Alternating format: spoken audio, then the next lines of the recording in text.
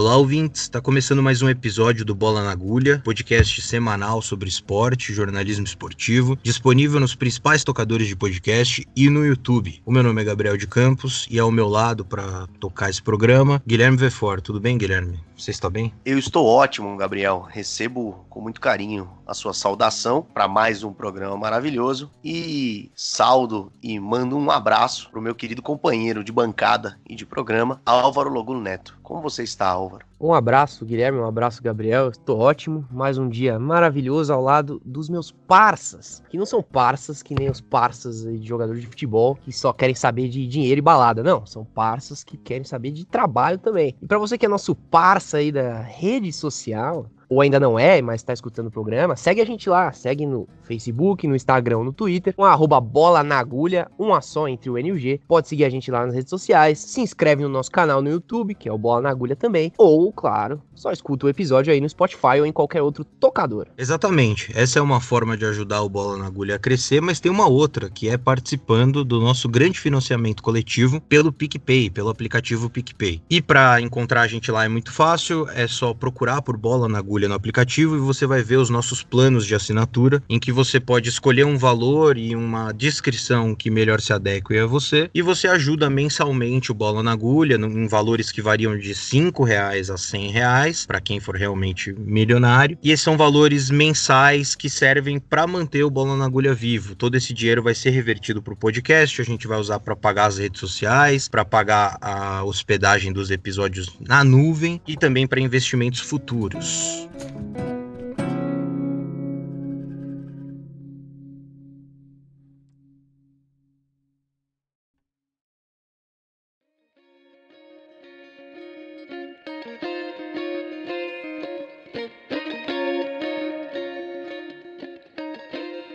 Essa semana o assunto é um pouco mais leve aqui no Bola na Agulha. Chega até a ser uma exceção entre os assuntos que a gente fala geralmente aqui no podcast. No Bola na Agulha a gente sempre procura falar sobre questões que envolvam esporte, mas não exatamente falar sobre os jogos, sobre as disputas. Até porque tem centenas de canais, de programas, jornalistas falando sobre isso todos os dias. Mas, mesmo sendo diária e em grande volume, a discussão de futebol no Brasil é deficitária. E por um motivo simples, pouquíssimo se entende de tática. Futebol não é só número, futebol não é só estatística, futebol não é só ciência, mas futebol também é número, também é estatística, também é ciência e também é tática. Não dá para explicar futebol só falando de tática, mas é impossível falar de futebol sem falar de tática. Na programação diária de esporte, principalmente de TV e rádio, pouco se fala de tática, ainda que uma pequena melhora possa ser percebida nos últimos anos. E falar de tática não é ficar fazendo uns desenhos mirabolantes, enumerar os jogadores e ficar falando sequências, combinações de números, 4-2-3-1, 4-4-2, 4 o que seja. Entender tática é entender de fato o que está acontecendo no jogo de futebol. Ou seja, passa pela compreensão e discussão da tática, uma análise mais especializada e, por consequência, correlata com os trabalhos apresentados pelos profissionais do futebol. As pessoas, do torcedor ao analista, terão maior propriedade para avaliar, concordar e criticar o trabalho dos clubes se eles entenderem e discutirem tática. Então, como a gente falou, o futebol não é exato, ele não é binário. Existe o imponderável, existe o incerto, claro que existe, mas existe uma grande parcela desse negócio que é pensada, que é estudada, que é treinada, quando tem tempo para treinar. E não pode ser deixado de fora da discussão diária. A partir do momento que a imprensa passar a se especializar nessa questão e trazer ela para a programação diária, o público também vai passar a reproduzir essa discussão no seu dia a dia. A tendência é o debate futebolístico no Brasil melhorar. As pessoas teriam maior consciência do que o seu clube está fazendo ou deixando de fazer e, diante disso, poderiam passar a cobrar, a criticar, a elogiar de uma forma mais justa. Mas aí entra outro problema. Futebol, como qualquer outro esporte, não é estático ao longo da história. Ele muda conforme os anos, vai se adaptando a novas possibilidades físicas e técnicas dos jogadores, aperfeiçoando seus estudos teóricos e por aí vai. O debate especializado precisa acompanhar essas mudanças. E para falar desse assunto hoje aqui no Bola na Agulha, a gente tem um convidado que pretende e que faz esse debate acontecer na grande imprensa. É uma pessoa que se aperfeiçoou e que está adaptando os discursos do futebol, uma entre tantas, para incluir a tática nesse debate, que é o Leonardo Miranda, comentarista do Sport TV e colunista do GE,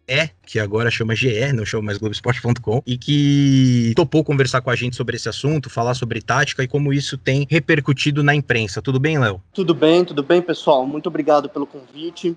De fato, a nossa batalha, minha batalha e a batalha de muita gente, é que a gente não apenas fale só sobre tática, mas aqui a gente entenda mais o jogo, porque o jogo ele é muito além da tática, mas ao mesmo tempo ele não pode ser explicado sem o lado tático. E durante muitos anos, nós explicamos o futebol por aspectos emocionais, por aspectos físicos, nós tratamos o técnico como posição, nós tratamos os jogadores como seres diferentes do resto da população. E eu fico muito feliz de poder fazer parte disso, já faz quase 8 anos que eu milito dentro dessa área. Militar é um termo que ultimamente vem sendo usado com outros significados, mas de fato é uma causa muito legal. Então eu fico muito, muito agradecido pelo convite. Eu queria começar fazendo uma pergunta que é mais geral, que vai remontar um pouco da história da tática, né? Então, assim, sempre houve tática no futebol, desde os primórdios do jogo, de alguma forma existia tática. E aí a gente pode passar por alguns modelos, né, sistemas táticos ao longo da história. Então, primeiramente, a gente pode falar de um sistema 2-3-5, que era utilizado lá nos primórdios do futebol, com uma linha de 5 atacantes. O futebol era visto de uma outra forma,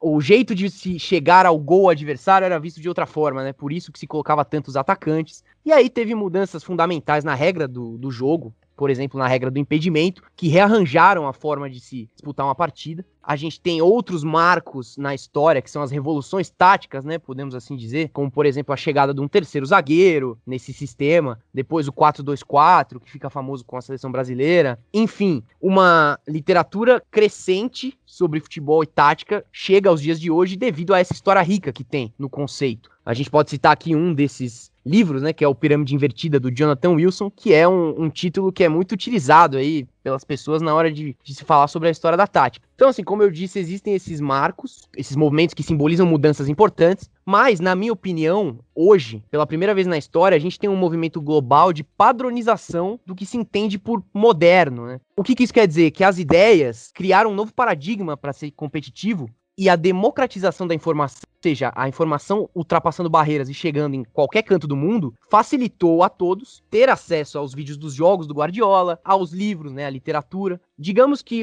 qualquer time no mundo hoje pode jogar ou tentar reproduzir uma forma de jogo que a gente vê nas grandes praças por aí. Antigamente, teria que se esperar, por exemplo, um técnico húngaro vir até o Brasil e trazer os seus conceitos. Hoje essa informação é mais difundida. E aí, nisso, eu quero começar perguntando para você se você acredita que atualmente e cada vez mais o futebol depende da tática dentro de campo, ou tudo que já foi criado ao longo da história, dessas revoluções táticas, foram mais importantes, digamos, do que a tática no dia de hoje? Essa pergunta, Álvaro, ela é muito legal, ela é muito interessante. E aí eu proponho uma resposta com um conceito, com uma pergunta, na verdade. Eu vou responder ela com uma outra pergunta. O que é tática?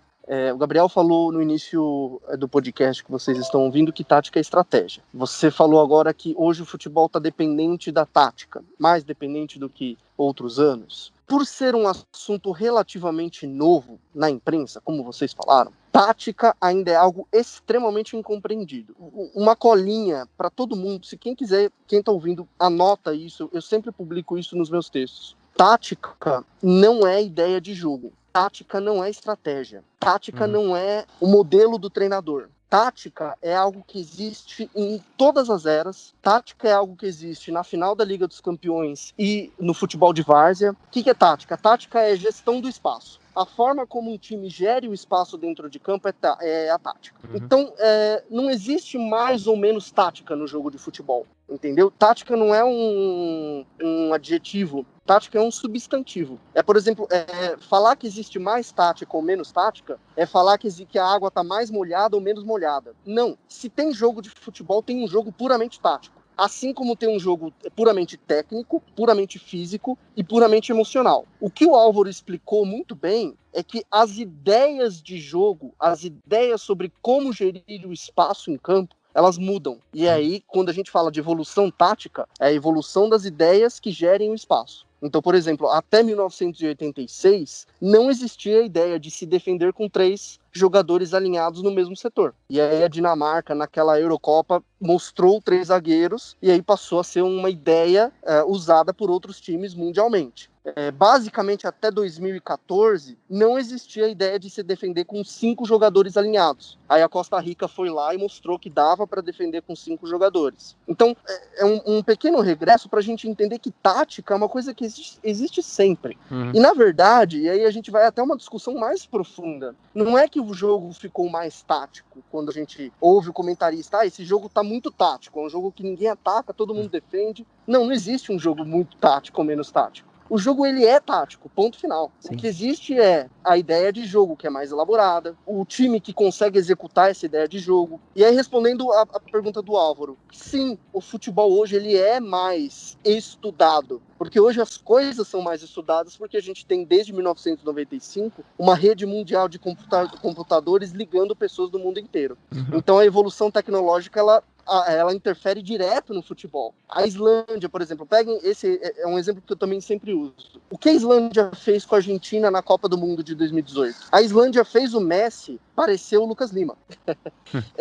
Por quê? Porque a Islândia estudou o Messi. Tinha lá, hoje você tem um programa, você vê jogos do mundo inteiro. Em 1980 não existia isso. Então, sim, hoje o futebol está mais permeado pelo estudo, ele está mais permeado pela tecnologia. E aí tem uma questão muito interessante que eu acho que a Alemanha e o Bayern de Munique vêm respondendo. Dói dizer isso, mas eles estão décadas na nossa frente. Enquanto aqui no Brasil a gente está discutindo sobre organização, a gente está começando a ver que um time organizado faz a diferença, que isso não é besteira, como se falava há anos atrás. Na Europa, eles já estão evoluídos, eles já entenderam que não é o time organizado que faz a diferença. Eles já entenderam que você precisa ter jogadores tão inteligentes que eles seguem a ideia do técnico e eles mesmos conseguem se organizar em campo. E o Bayern de Munique é um exemplo disso. Mas esse é uma outra etapa. Eu acredito que a pergunta foi respondida depois de toda essa regressão.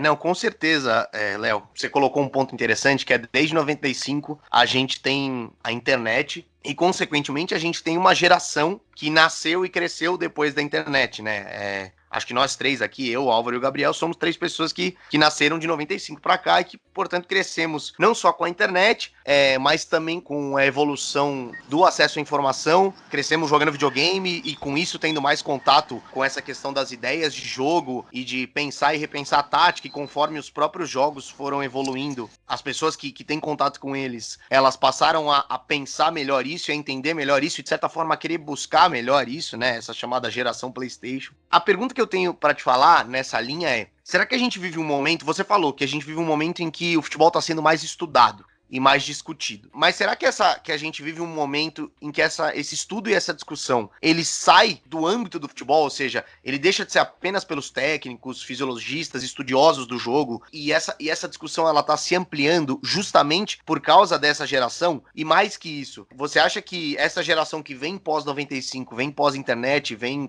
junto com o videogame, com a evolução das tecnologias, ela tende a transformar a discussão de tática, que hoje ela, de certa forma, é nichada, em algo mais popular? Será que a gente vai ver as pessoas discutindo tática e ideia de jogo numa mesa de bar, por exemplo, como até o seu quadro no Redação Sport TV tenta brincar com isso, né? A coisa da cerveja tática, enfim. Hoje já se discute mais tática fora de quem estuda o jogo de fato? Eu tenho uma opinião que vai só polêmica, mas eu acho que não. Eu acho que a gente sempre discutiu tática. Meu avô, por exemplo, eu aprendi a gostar de futebol com meu avô. E eu lembro do meu avô, que tá vendo hoje futebol lá do céu, e ele falava coisas como: pô, esse time tá muito atrás, esse ataque não tá funcionando. O que eu acho que mudou é a gente se expressa de uma forma melhor. Porque hoje, por exemplo, meu avô falava: pô, esse ataque tá muito lento, tá todo mundo jogando de calça jeans. Hoje, o torcedor fala: esse ataque não está conseguindo construir com qualidade. A movimentação sem a bola está muito lenta e não acontece na distância para dar o passe. São as mesmas coisas. É a mesma mensagem. O que muda é a forma de você falar ela. E eu acho isso incrível, porque basicamente só eu tenho essa opinião. Todo mundo realmente é muito fácil achar que hoje se discute mais tática. Na verdade, eu acho que hoje se discute tanta tática quanto, pelo menos, para o torcedor, porque na imprensa realmente mudou. Então, sim, se discute mais. É verdade, se discute mais. Mas sempre se discutiu. Como eu comecei eu tô quase 8 anos nisso, Quando eu comecei, por exemplo, a discussão era só esquema tático. Não existia imagem como eu faço, vídeo como eu tô fazendo no Sport TV. Não existia isso, era besteira. E aí, num primeiro momento, as pessoas achavam que era besteira. Depois elas se interessaram, viram que fazia sentido e fazia sucesso. E hoje tá todo mundo se apropriando. Todo mundo fala de tática hoje. Nem todo mundo fala com propriedade. Mas eu acho que sim, que essa discussão ela tá mais ampliada. E eu só acho que isso é positivo, porque, e aí a gente vai entrar nisso ainda nesse podcast, tenho certeza, que um torcedor que entende o que está acontecendo com o time dele é um torcedor mais empoderado, para falar um termo da moda também, para fazer as cobranças que ele precisa fazer. É um torcedor que não sente mais a necessidade de ir lá e pichar o muro do estádio, mas ele entende que o técnico precisa ter tempo e que talvez é a diretoria que está errando, ou uma contratação que precisa vir para encaixar o time, entende? Então eu acho que é muito benéfico esse movimento. Vocês são depois de 95, eu tô ficando velho. A diferença de idade não é tão grande, eu sou de 92. Não, Mas nossa geração, assim, não sei, o Álvaro é de quando? Eu e o Guilherme 97, o Gabriel 95, é o vovô aí dos três. Eu sou bisavô, então, eu sou de 92. Mas, por exemplo, 97 é a idade do meu irmão. A nossa diferença aí de geração é que eu sou da geração que eu lembro do mundo sem internet. Talvez vocês já foram totalmente inseridos. Talvez a diferença, eu lembro do mundo analógico, eu ligava para os meus amigos para a gente se encontrar no shopping com horário marcado e não tinha como se comunicar com eles. Talvez vocês já tinham SMS. Então é uma diferença bem marcante, assim, bem legal essas diferenças de geração, porque a geração de vocês é uma geração que já se inseriu na tática. É uma geração que cresceu, por exemplo, muitos falam que cresceram me lendo, o que eu fico muito feliz. Mas já cresceram nessa discussão tática. Já cresceram com pessoas interpretando o que estava acontecendo no jogo para elas. E eu não. Eu sou dessa geração que eu tive que buscar o conhecimento, porque não tinha na imprensa, não tinha em livro, não tinha em nada. A gente vai mudando um pouquinho o perfil do torcedor. E vocês são um exemplo disso, dessa mudança de perfil.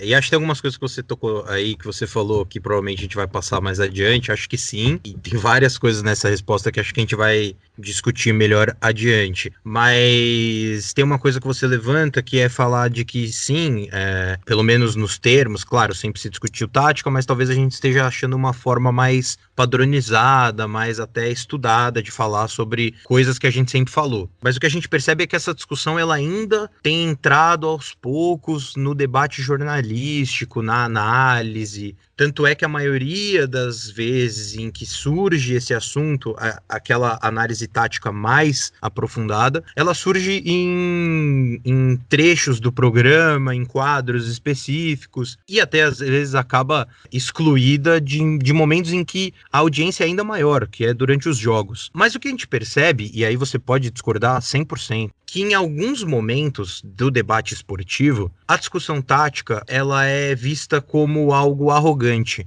Ela é vista com um uso exagerado de termos técnicos, com um uso exagerado de determinadas expressões que de pronto acabam soando vazias e automaticamente são ou ridicularizadas ou expulsas do debate, digamos assim.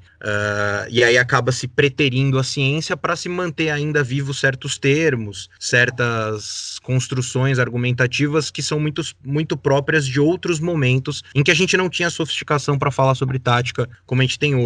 E o que eu te pergunto é, você acredita que ainda exista preconceito no meio jornalístico contra as pessoas que fazem esse trabalho mais apurado com a tática?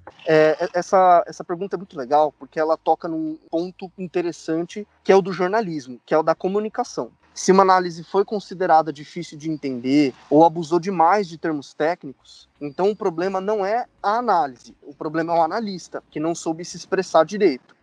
Eu recebo muitos feedbacks da própria organização para quem eu trabalho, mas eu sempre recebi feedbacks muito positivos de ser muito didático, de tentar explicar sempre o termo. No Sport TV mesmo, eu sempre falo, o termo técnico e explico esse termo.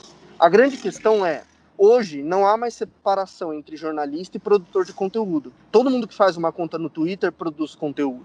E aí, às vezes, quem produz conteúdo jornalístico e não é jornalista pode ter essa dificuldade de comunicação. Então, eu já sofri muito preconceito, mas assim, muito.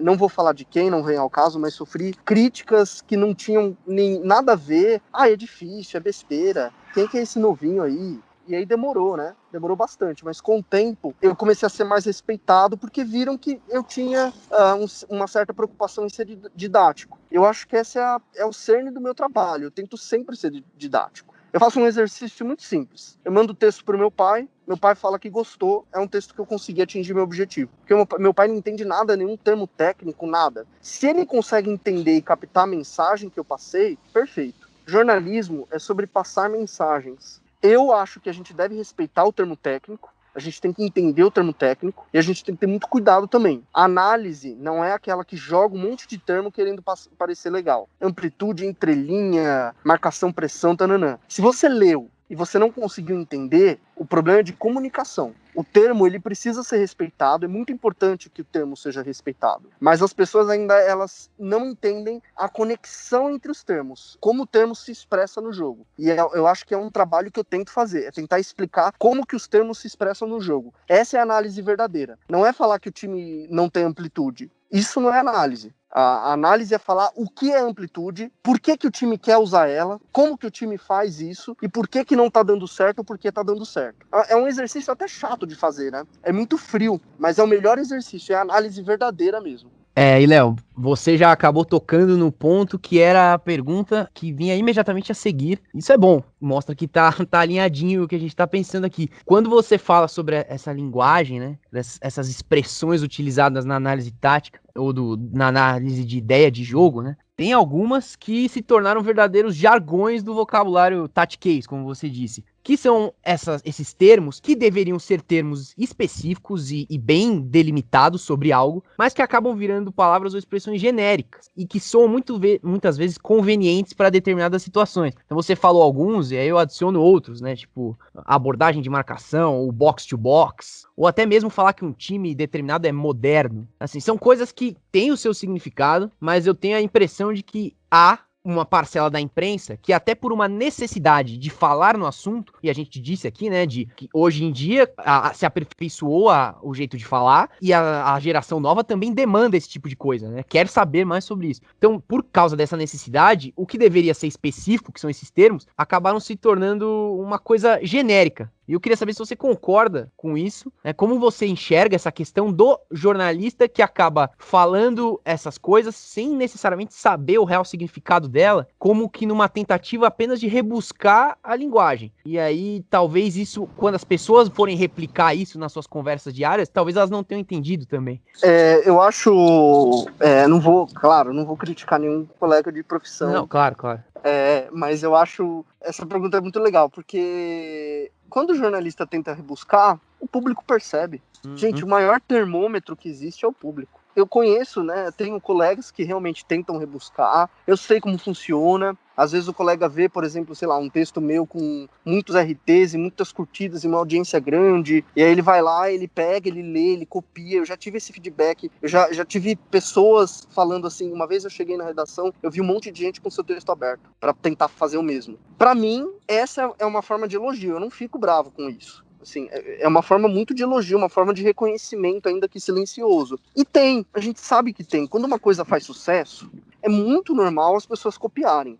Então, na verdade, o público entende isso. O público que entende o jornalista que pega termo, o jornalista, produtor de conteúdo, pessoas que fica usando vários termos técnicos, ele entende. E aí ele continua a consumir o conteúdo, ele continua a ler e se embasar pelo analista de verdade, por aquele analista que se preocupa em explicar. Então, eu acho que o termômetro é de fato o público, é de fato a audiência. E continuando um pouco nessa linha, você fala dos colegas e tal, e junto com a análise tática, junto com esses termos e com essas coisas, existe também hoje uma discussão acerca do uso de números, de estatísticas, que é algo na qual a tática se apoia e é algo muitas vezes, a discussão tática, a discussão de ideia de jogo se apoia, e é algo que muitas vezes também é ridicularizado. A gente vê gente na imprensa sendo chamada de bingo, de lista telefônica, porque fica falando números e usando números para embasar alguns argumentos, mas a pergunta não necessariamente é sobre isso. Até que ponto esses números e essas estatísticas, então gols, assistências, passes certos, passes errados, ela é necessária para fazer a análise tática? E a partir de que momento você precisa deixar de se apoiar somente nesses números para fazer essa análise. E mais que isso, além desses números, quais elementos você que trabalha com isso e que, de certa forma, é um nome conhecido nesse ramo da análise tática, enxerga como importantes e fundamentais para entender o funcionamento tático de um time, para entender a ideia de jogo de um time? O número, a estatística, o dado, ela precisa ser contextualizada. O que é um número? Um número sem contextualização não é nada. É a mesma coisa do termo técnico. O que é um termo técnico sem contextualização? É um grande nada. E aí, de novo, vem o que vocês falaram, que vocês acabaram criticando, que eu concordo. De fato, tem muita gente que usa estatística, usa dado, sem nem entender o porquê. Exemplo clássico, famosíssimo, posse de bola. Todo mundo fala em posse de bola, mas a posse de bola, onde? Posse de bola na defesa? No meio, no ataque? Quantos passes foram trocados? Quantos desses passes foram passes de lado? Quantos desses passes foram passes verticais? Quantos passes foram para gol? O passe de lado, que às vezes é uma coisa que muita gente critica, foi dado por quem? Ele foi dado pelo zagueiro? Ou ele foi dado pelo volante que tem a função de ditar o ritmo do jogo? Olha só como uma coisa é profunda. Então eu acho que o uso de dado é incrível, eu uso muito dado, só que ele precisa ser contextualizado. A verdade, a análise, ela precisa vir do jogo. Você precisa ver o jogo para analisar. Os dados servem como apoio. Tem que ter um cuidado muito grande para a gente não pegar o dado e tentar provar uma teoria nossa, que é uma coisa que o jornalismo sofre muito. Tentar provar uma teoria, sendo que o jogo não mostra essa teoria. Por exemplo, vamos usar um exemplo. Fernando Diniz. Fernando Diniz é um treinador de posse de bola. Você vê o São Paulo e não é um time exatamente de posse de bola. É um time que tenta fazer outras coisas. Então, o segredo de tudo é contextualização. É usar o dado e contextualizar por que tá usando ele, o que ele prova e o que ele não prova também. Parece até uma questão de estigma, às vezes, que vem antes da análise propriamente dita, né? Mas aí tem uma outra questão, e aí é só pontuar que aqui no Bola na Agulha a gente gosta muito de falar sobre esse viés jornalístico de todos esses assuntos, né? Que bom que você também gosta de falar sobre isso. A pergunta que eu tenho pra fazer agora conversa um pouco com o que você disse lá no começo sobre o torcedor, né? O torcedor poder avaliar melhor o que o time dele faz e o que o time dele não faz. Então, quando a gente fala em tática, né? Ou que seja a questão de ideia de jogo, enfim, ela não encerra uma discussão futebolística, mas ela compõe uma boa parte dela. E quando a imprensa replica as suas ideias, seja de qual forma for, de uma forma mais aprofundada ou não, é na imprensa que o torcedor de futebol utiliza muitos dos seus argumentos ali na mesa de bar, ou em casa, com os amigos, na torcida, na arquibancada, enfim. Então, o papel jornalístico do jornalismo esportivo nessa formação de opinião, como em qualquer outro âmbito, é gigantesco. E aí eu queria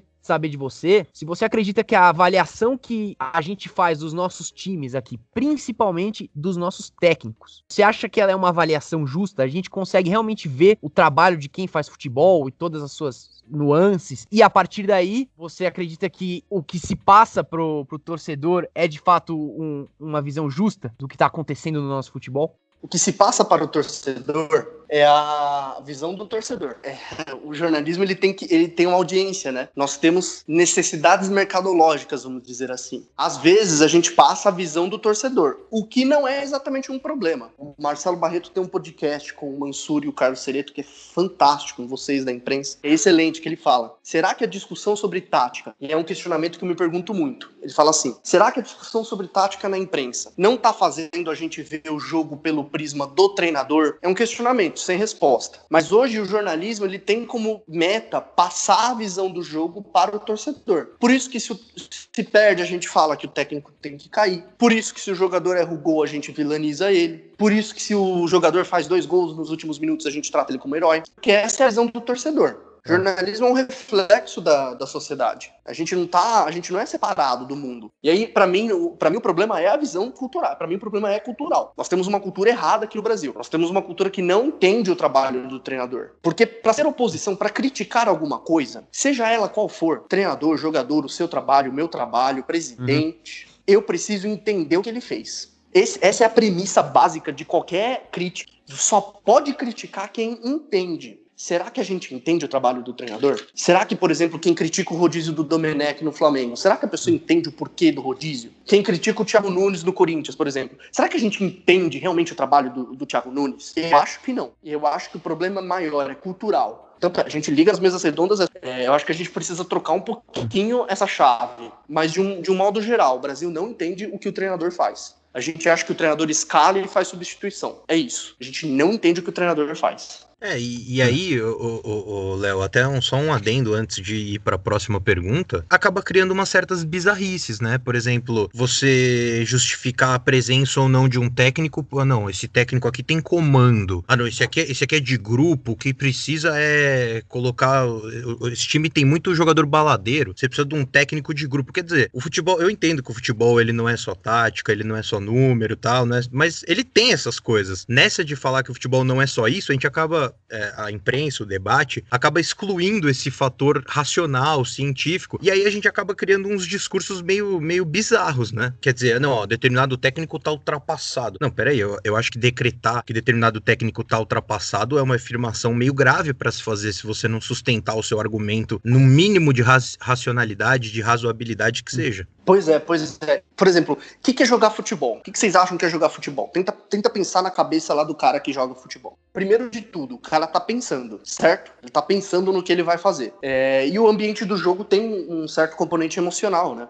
Torcida, pressão, busca por resultado, o futuro do cara. Não existe um jogador no mundo que quer jogar mal. Não existe um técnico no mundo que ele fala, meu time vai jogar mal. Eu quero que meu time jogue mal. Não gosto de futebol bonito. Não, eu gosto de... Meu Deus do céu, ninguém, não existe. Às vezes eu falo... Isso, que nem aquele argumento que era usado pra defender o Jesus. Não, mas o diferencial do Jesus é que ele tem uma mentalidade vencedora. Não, peraí, bicho. Então a gente chega pro Cuca no vestiário e fala pra ele, ô Cuca, meu, você tá perdendo tempo. É só chegar pros jogadores e falar, filho, corre, faz 3 gols, não faz 1, não faz 2, faz 4. E aí os caras fazem, porque é a mentalidade vencedora. E que, não, verdade... isso é bizarríssimo. Nossa, mentalidade vencedora. Como se tivesse técnico que é contratado pra perder, né? Não, esse tem uma mentalidade perdedora, vamos contratar ele. Não, tá tudo errado. Não. Jogar futebol é controlar emoções, porque o jogador precisa controlar as emoções dele, realizar movimentos com o corpo, correr, saltar, impulsionar para cabecear a bola, correr para trás, correr para o lado e colocar o corpo em determinados gestos. Por exemplo, quem dá o passe. Como que você dá o passe?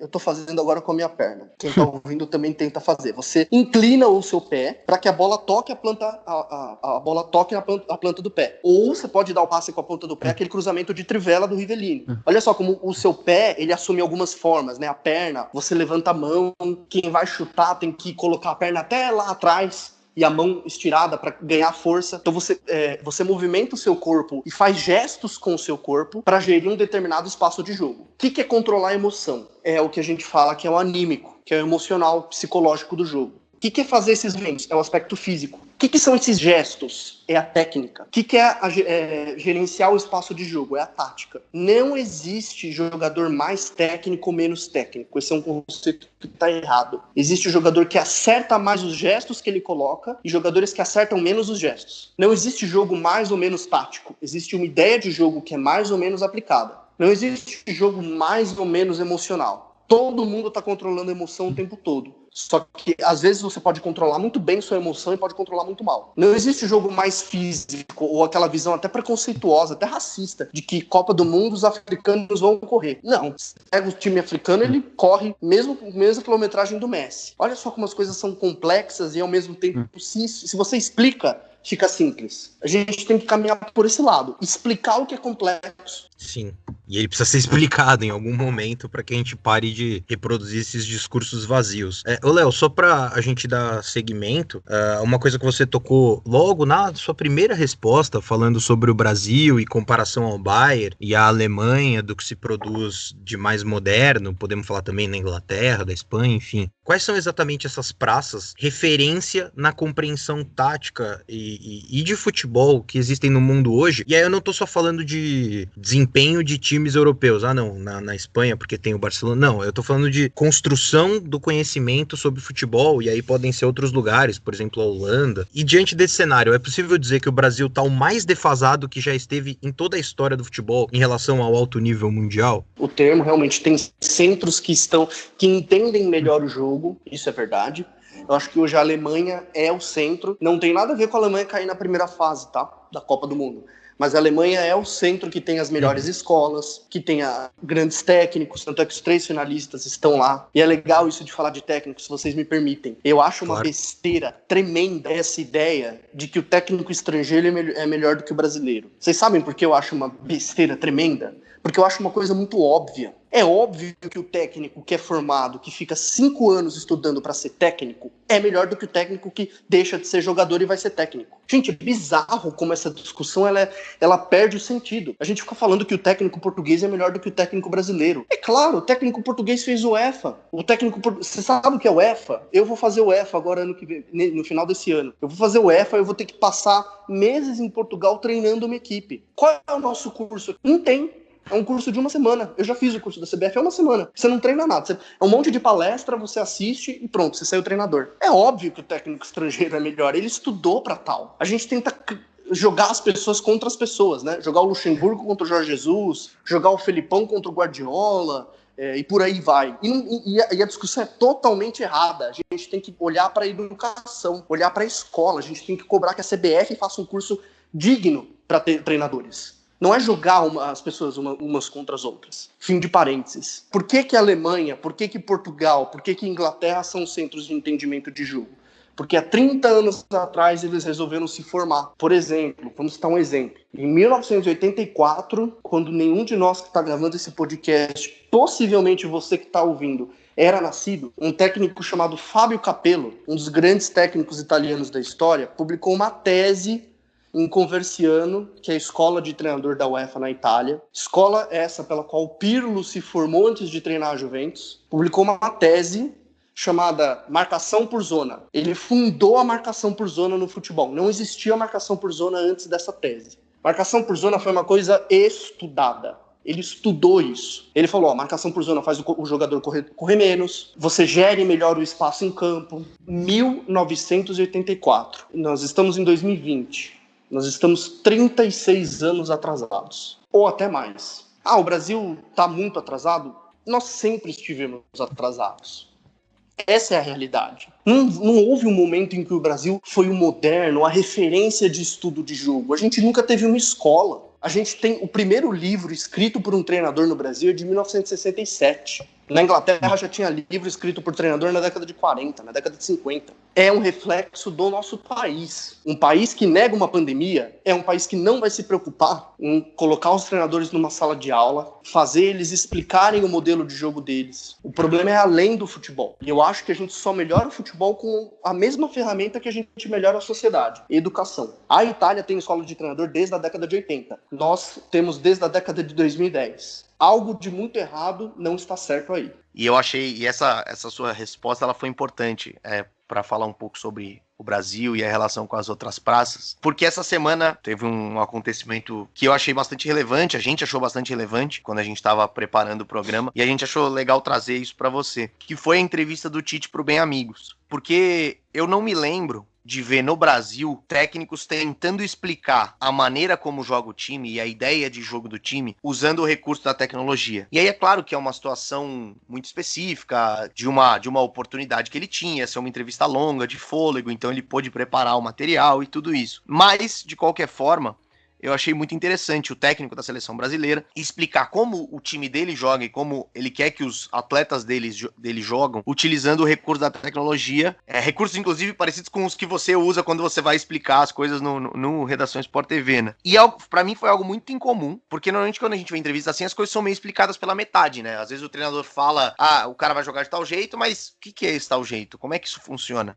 E muito incomum e muito interessante. Eu queria saber se você acha, tentar fazer algumas perguntas em uma só aqui. Se essa entrevista vai ter algum efeito, o que ela significa? Será que o jeito do Tite responder as perguntas sobre ideia de jogo da forma com a qual ele respondeu de certa forma, uma resposta a essa demanda por maior sofisticação e maior qualificação na discussão tática, que foi aquilo que você falou, que hoje a gente tem mais ferramentas e tal, então é importante que o técnico da seleção brasileira responda a essa demanda, ou se a ideia foi, ou se essa entrevista dele vem de certa forma para confrontar o raso que muitas vezes é o debate tático na televisão e na imprensa, e raso no sentido que a gente já colocou, de usar termos não como apoio, mas como muleta, de usar os números pelos números, algumas coisas assim. É muito importante a entrevista dele. No mundo ideal, todo mundo daria essa entrevista. Mas quem acompanha o Tite sabe que isso não é novidade. Eu já vi essa mesma explicação dele na CBF em 2 oportunidades. Num evento que eu fui na CBF e numa entrevista que eu fiz com ele. 3 oportunidades, na verdade. Já participei de uma palestra com o Tite, já fiz entrevista com ele, já participei de evento na CBF. E ele usa esses vídeos, ele usa esse recurso. Não é novidade, não é novidade. Já tive aula com o técnico do Sub-20 do Corinthians, o Carlos Leiria. Participei de um curso dele, ele me mostrou isso. Fiz uma entrevista com o Eduardo Barroca, que vai sair logo no GE. Globo, e a entrevista é muito legal. É o Barroca mostrando os vídeos dele. É claro que o técnico da seleção, num programa como alcance do Bem Amigos, vai ter mais repercussão. Eu acho que essa entrevista, ela foi uma entrevista excelente. Não sei se é uma entrevista que vai abrir realmente portas, que vai mudar coisas, porque os comentários dessa entrevista foram os mais negativos possíveis. O Tite é o encantador de serpentes, o Tite é isso, o Tite é aquilo. Eu elogiei a entrevista no meu Twitter e só vieram comentários negativos. Ou seja, o torcedor usou isso para cornetar, porque na imagem do torcedor, não sei onde vive esse torcedor, a seleção não tá boa. Mas enfim, eu acho que é muito importante, na verdade, um treinador dar essa entrevista. Seria muito bom se todos os treinadores dessem essa entrevista. O que eu sinto hoje é que os treinadores não dão essa entrevista por uma demanda da imprensa. Porque às vezes a imprensa não gosta, a imprensa reclama, a imprensa fala que é ruim. Muitos treinadores também me procuram, eu sou muito procurado por treinador, tenho muito contato com o treinador falando que ele quer dar uma entrevista para mim porque ele sabe que é o espaço onde as pessoas vão ler. No fim das contas, tática ainda é um nicho. A nossa luta é para que ele deixe de ser um nicho, e eu só consigo fazer isso, deixar de ser um nicho, quando fica bem explicado, bem didático, bem dinâmico. Foi muito legal ver a entrevista, eu acompanhei todo dia a entrevista, foi muito boa. Espero que se faça mais, mas ao mesmo tempo também não sei se a gente tá preparado também para que os treinadores façam mais isso, né? Porque muita gente reclama que o Tite é chato. Pô, ele explicou tudo certinho, com vídeo, e aí fomos lá e reclamamos. Tá vendo como o torcedor sempre tá reclamando de alguma coisa? Às vezes a gente tem que reconhecer as coisas boas também, né? Sim, e na minha opinião, não sei se é a opinião dos amigos que gravam o podcast aqui hoje, mas a torcida age desse jeito porque a própria imprensa age desse jeito, né? Eu tenho certeza que se em 2022 a gente perder da Croácia nas quartas, vão ficar todo mundo nos programas de debate se olhando e falando, mas meu Deus, o que aconteceu? Perder pra Croácia, que nem tem tradição, nem tem camisa. Aí vão resgatar esse vídeo do Tite e falar, não adianta nada falar bonito e na hora do campo não fazer acontecer. Futebol é gol, futebol não é ciência. E aí vai retomar todos esses discursos. Então eu vejo que essa resposta que você relata da audiência, ela é natural que aconteça porque ela tá acostumada com outro tipo de debate, né? Exato.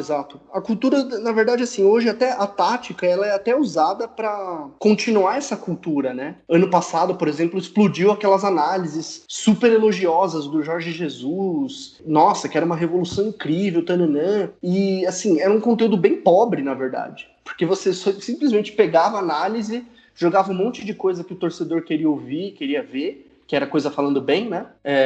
Jogava lá e falava, não, isso aqui é uma análise. Olha, que fio incrível. Não é análise, isso aí não tem nenhum valor. Análise mesmo, ela tem que ser fria, ela é racional. Você não pode analisar para elogiar uns e criticar outros. Tem que analisar para descobrir a verdade. Por isso mesmo que a gente não conseguiu entender o que o Jorge Jesus fez. Ninguém entendeu o que o Jorge Jesus fez.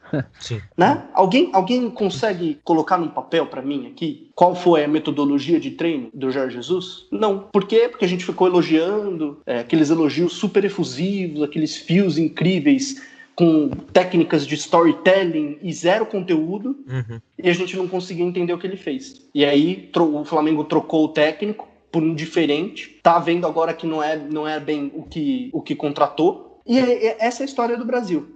Aí o Tite, se ele não ganhar a Copa do Mundo, ele é demitido, a gente contrata o Renato, que é quem não entende tanto de tática assim, porque tática aprende, porque o Tite é chato, e a gente nunca vai entender. Eu tento sempre me manter um pouquinho longe disso, tentar sempre me manter na raiz, na realidade, porque é ela que dá um resumo melhor do mundo, ela que explica melhor o mundo pra gente. Eu vou discordar de você só um pouco e falar que as pessoas entenderam o que o Jorge Jesus fez. Ele chegou aqui e em 6 meses foi campeão brasileiro da América. Acabou. Foi isso que ele fez. Então, mas aí, olha só que legal. Ao invés da gente falar que ele é campeão, não seria legal? Eu, por exemplo, eu tenho esse pensamento. Quando chega alguém e faz melhor do que eu não fico triste, eu não fico feliz. Eu procuro entender o que aquela pessoa fez. Eu procuro aprender com o outro. Eu, como técnico, eu não ficaria triste, não me sentiria ameaçado, nem nada do tipo. Eu tentaria aprender o que o Jorge Jesus fez para eu fazer igual ou até melhor. É mentalidade, né? Mentalidade. Aí a gente fala de outra coisa, a gente fala de mentalidade. Nós, como seres humanos, não temos essa mentalidade ainda. Quando a gente vê alguém melhor, ou a gente fica triste porque a gente coloca muitas coisas no melhor ou pior. A gente busca aprender pouco com o diferente. Aprender o que o Jorge Jesus fez. Que metodologia de treino ele colocou?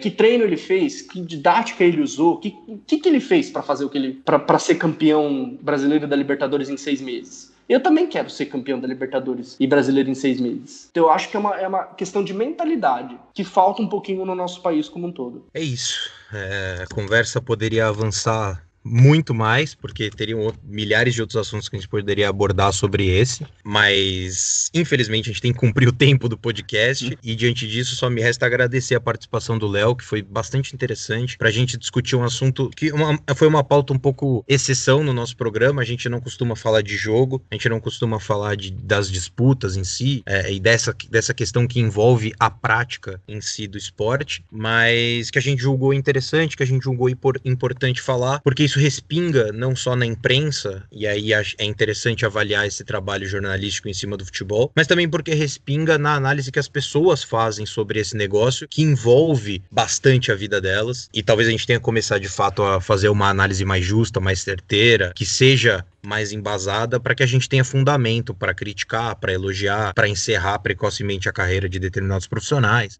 ou pelo menos tentar entender por que determinados trabalhos funcionam ou não, de uma forma mais racional, e acabar um pouco com esse terraplanismo que existe no futebol de negar a ciência, de negar a tática, de negar desempenho, análise de desempenho e por aí vai. Enfim, Léo, obrigado por participar. As portas estão sempre abertas para você voltar quando você quiser e puder, quando a Globo deixar. Pô, gente, obrigado por quem tá ouvindo também. Foi um prazer incrível. É sempre muito legal falar disso. Na verdade, assim, eu espero que as minhas respostas tenham feito vocês pensarem. Esse é meu intuito. Não existe certo ou errado, não existe concordar ou discordar. Eu só quero colocar as pessoas para pensar. E se você, quem está assistindo e quem fez essa conversa aqui com a gente tão gostosa, tão legal, que passou super rápido, se vocês estão pensando, ficou aí uma formiguinha na cabeça, digamos assim, né? Espero que tenha chegado ao objetivo final. Muito obrigado pela participação e vamos fazer um próximo com certeza. E, Léo, só antes de você ir embora definitivamente, eu queria pedir também para que você falasse para quem está ouvindo onde as pessoas podem acompanhar seu trabalho, suas redes sociais e, mais do que isso, para quem tem interesse nesse debate, nessa discussão tática aprofundada, quem ou quais canais, além de você, além dos seus canais, você indica para as pessoas acompanharem uma discussão de tática mais avançada e que foge um pouco desses chavões e tal. Faz aí a sua propaganda e a propaganda de quem você achar que você tem que fazer. Para quem quiser me seguir, eu tô lá no Twitter, @leoffmiranda. Tô no Facebook também. Facebook tem muitos, enfim, tem muita gente comentando. facebook.com/painel tático. Tô no Instagram também, Léo Miranda GE, tudo diferente, infelizmente, mas vou unificar um dia. E aí me acompanhar na TV, no Sport TV, toda sexta-feira eu tenho um quadro, e aí nesse quadro a gente traz uma análise tática, sempre publico o link depois. E para quem quiser essa discussão de qualidade, quiser uma discussão sem tecnicismo, mas aprofundada, a gente tem grandes profissionais aí que eu posso chamar de amigos. Tem o Renato Rodrigues na ESPN, tem o pessoal do Futuri, o Myron, o Gabriel, e tem muita gente boa também na internet fazendo boas análises com o intuito de trazer realmente, de explicar. E aí é um convite para todo mundo, para a gente acompanhar, para a gente participar desse nicho que só cresce e é muito legal de acompanhar também.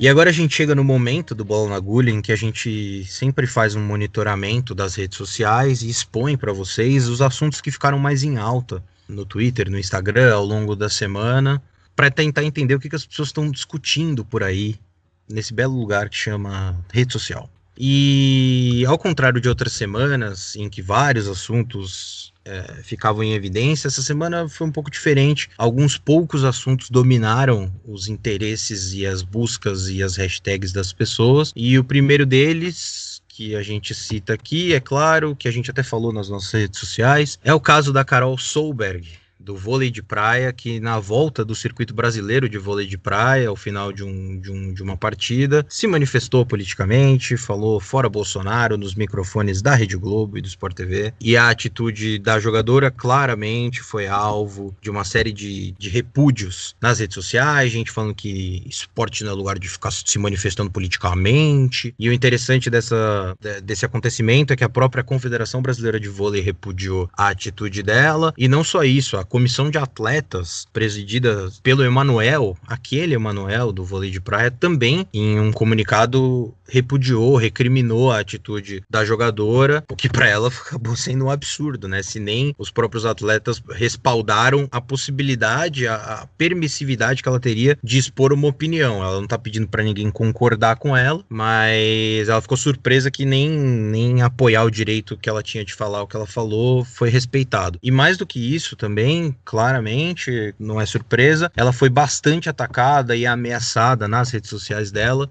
por conta de um fora Bolsonaro que chocou um monte de gente e tal. E aí uma série de outros atletas se posicionaram, enfim, começou todo aquele salseiro, principalmente no Twitter. E vale lembrar que o Emanuel, que é justamente esse líder da comissão dos atletas, ele também fazia parte, né, do governo Bolsonaro. Ele ocupava um cargo no governo, do qual ele foi demitido aí no início desse ano. Mas essa situação ela é bizarra mesmo, a ponto de espalharem um monte de fake news sobre patrocínio que ela tinha e deixou de ter, sendo que esse patrocínio já tinha acabado e que não tinha nada a ver com essa história. Era um patrocínio que ela tinha na dupla anterior dela, que era com a Maria Elisa. A dupla deixou de existir ano passado e a Maria Elisa, que tem um bebê de 2 meses, agora até se pronunciou, falou que achava um absurdo ficarem divulgando fake news sobre um patrocínio que não existia, né? Uma fake news aí divulgada pelo site Presidente Bolsonaro, que chamava a Carol Solberg de Carol Boca de Lama Solberg.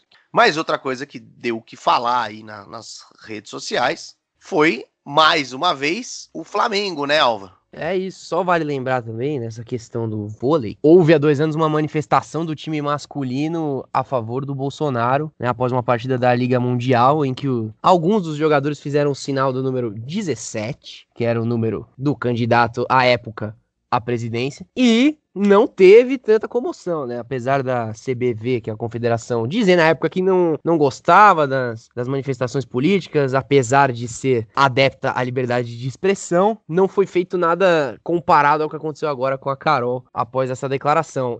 E sim, temos que falar do Flamengo, né? Pela 19ª vez em 18 programas. E pra alegria do Gabriel. Isso, sempre. Uma alegria tremenda. E é tanta alegria que ele até divide com a gente e deixa a gente falar sobre. O Flamengo tá com surto de Covid, pra quem não viu, pra quem não tava sabendo. Começou a pipocar, os casos aumentando, principalmente entre ontem e antes de ontem, após uma partida no Equador. Então vamos recapitular. O Flamengo foi pro Equador pra jogar 2 jogos seguidos. Teve seu jogo do Brasileiro adiado, inclusive, pra poder ficar pelo Equador e diminuir o número de viagens. E como a gente alertou até nas nossas redes sociais, a partida contra o Barcelona de Guayaquil poderia se tornar um foco da Covid, porque já tinham alguns jogadores que tinham sido afastados. E depois que o jogo aconteceu, alguns que estavam em campo e parte da diretoria, o técnico Domenech, o Rodolfo Landim, todo mundo com Covid. E então esse surto aí do Flamengo, e agora a gente tem que ficar de olho. Primeiro, o jogo do Flamengo com o Palmeiras, que deveria acontecer pelo Campeonato Brasileiro, tá dando uma polêmica danada. O Palmeiras quer jogar, o Flamengo não quer. O Flamengo pediu pra inscrever 10 atletas pra Libertadores, já que tá todo mundo doente, e a Conmebol não deixou. Então a gente tem que ficar de olho aí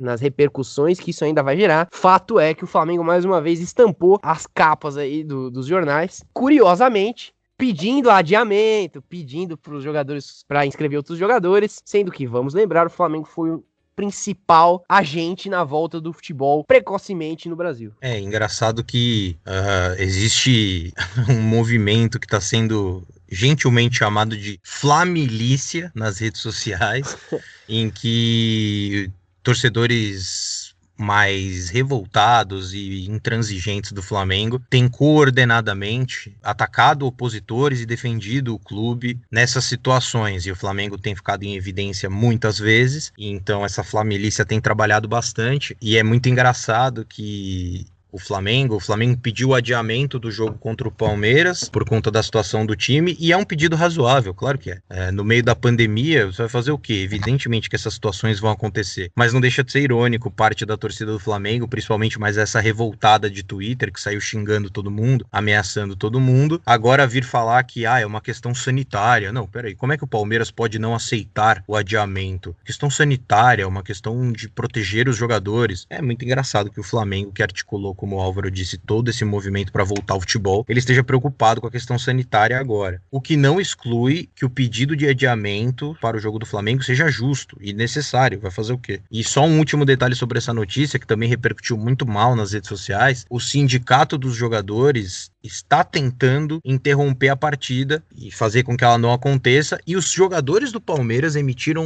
uma nota em conjunto dizendo que o sindicato não representa eles coisa nenhuma, que o sindicato não serve para nada e que eles querem jogar e que eles vão jogar. Então aí o Flamengo, mais uma vez, criando um clima bastante agradável entre os profissionais, o sindicato da classe e toda a torcida que se gentilmente e educadamente tem se mobilizado nas redes sociais.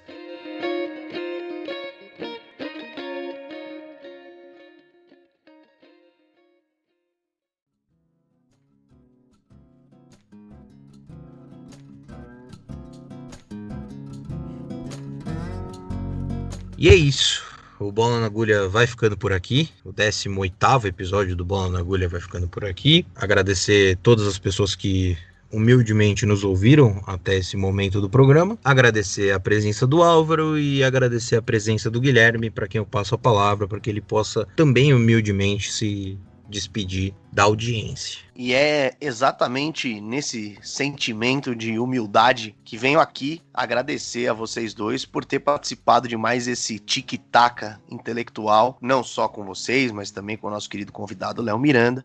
O Bola na Agulha é de fato impressionante aí a capacidade que ele tem de trazer conhecimento não só aos nossos milhões de ouvintes, mas também a nós que aqui participamos. Deixo esse abraço aí para todo mundo, deixo um abraço especial aí para Renata Almeida, que é nossa ouvinte aí, nossa contribuinte no PicPay, uma pessoa que deve ser muito generosa, ainda que eu não a conheça, e me despeço do meu querido amigo Álvaro Logulo Neto, o rei da voz. Só alegrias em me despedir desse programa, um programa que mostra como o Bola na Agulha pode ser híbrido, né? Se adaptar a diversas funções aí no podcast e conversar com diversas pessoas diferentes num papo que é sempre agradável, na companhia dos meus parças, como eu já tinha dito antes, Guilherme e Gabriel de Campos. E se você também quer ser o nosso parça virtual, você pode acessar as nossas redes, procurando por @bolanagulha, um A só entre o N e o G, e você vai encontrar uma série de conteúdos bastante interessantes, interativos. Por nossas redes sociais a gente esquenta os programas seguintes, a gente repercute os nossos programas antigos e também faz posts que não tem nada a ver com os programas. Lembrar também que quem puder e quiser contribuir com a nossa campanha de financiamento, que está aberta lá no PicPay, só baixar o aplicativo, procurar por Bola na Agulha, você vai ver 5 possibilidades de assinatura, você vê o preço e o perfil que melhor se afeiçoa à sua pessoa, e a partir disso você passa a ser um contribuinte do Bola na Agulha para que ele possa continuar caminhando. O Bola na Agulha vai ficando por aqui, até semana que vem, um abraço e tchau.